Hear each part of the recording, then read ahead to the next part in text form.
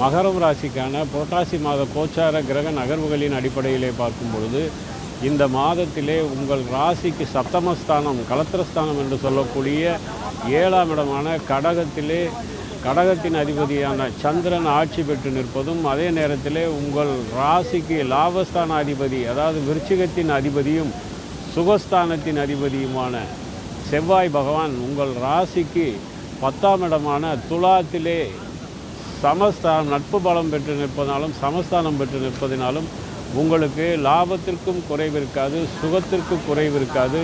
உற்றார் உறவினர்கள் மத்தியிலே கௌரவம் புகழ் கூடக்கூடிய ஒரு அமைப்பையும் தரும். அதே நேரத்திலே கலத்திரத்துடன் இருந்து வந்த கருத்து வேறுபாடுகள் பிரிவினைகள் மாறக்கூடிய ஒரு யோக அமைப்பையும் தரும். மூத்த சகோதரிகளுக்கு நல்ல முன்னேற்றமான பலன்களை தரும். தொழில் மேன்மை ஏற்படக்கூடிய அமைப்பை தரும். விவசாயம் செய்பவர்களுக்கு விவசாயம் சிறக்கும். நல்ல